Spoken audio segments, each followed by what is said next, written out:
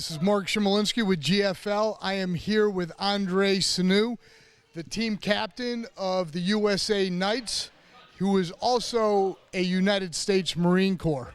That's right, United States Marine Corps. I'm a Chief Warrant Officer 4. When we started this organization, we wanted to build a culture. A lot of that culture, the background, comes from our experience, my experience with the Marine Corps and how we do things in the Marine Corps, and everything's family-oriented. We're always looking out for each other's backs. The family and the organization is a tight-knit group, and we spend a lot of time with each other, and it's the national team. So you think about it, you know, we're spread all over the nation, and I've got great friends in Idaho and Washington State and California, and you know, and every state in the United States is involved. Let's talk about the actual combat now. Bell has rung, flags have risen, the horns have sounded. It's brutal. It's not really for the faint of heart on the cuff. I mean, if you're a fan of football or hockey or MMA, you're going to love what we're doing. It's sort of like MMA, but we're using weapons. The weapons aren't sharp, so nobody's dying out here, but they're full force, full contact, real steel weapons. You're going to see sparks flying off of people's head as they get hit in the back of the head with an axe. And there's no huge worry of injury. I mean, the hits are hard. Guys are going to get some bruises by the end of the day, but the armor standards are extremely high, and you're not going to see anybody with any major injuries. What have you done to make sure that safety is number one? Well, we have the highest safety standards in the sport. Jay Brooks wrote all the weapon rules, the armor specs, and even the rules for the game for the United States. For example, if you go to Europe, they'll use a 14-gauge helm. And if you know anything about gauge, it's not a real thick material. I could crush a 14-gauge helm with my hands. We use 12-gauge, 11-gauge. We use stainless steel, which is a lot stronger than mild steel. So, and we're using some space-age materials too. We're using spring stainless. So, you know, we can't use titanium. The rules say we have to stay with steel. But there's so many different steels to choose from. There's spring steels and you know, it keeps the armor light and it keeps it strong. What's the name of this event, Andre? This is the Armored Combat League National Tournament. Explain to us the national tournament. Is there a regional tournament? Explain the way your whole organization is laid out in an annual basis. Sure.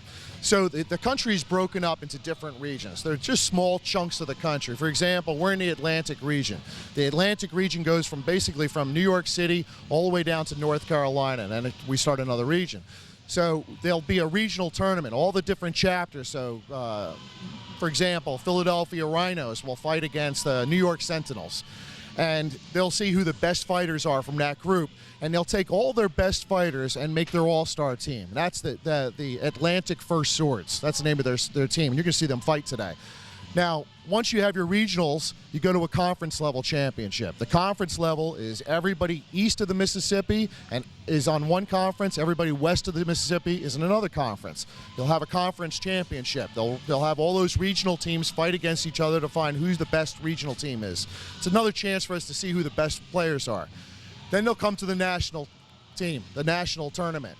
All the best top players from each region will take their all-star teams and compete against each other here at the national tournament.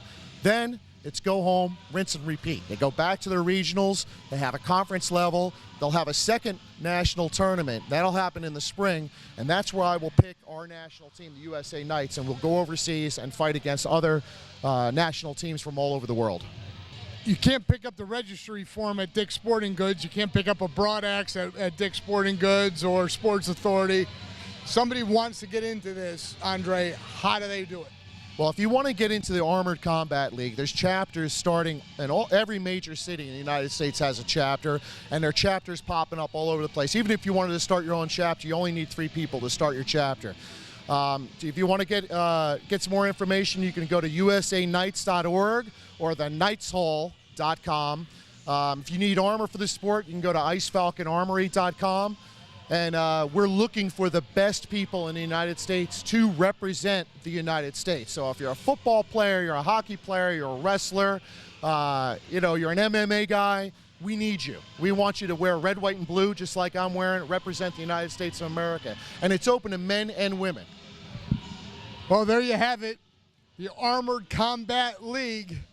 If you got it, bring it.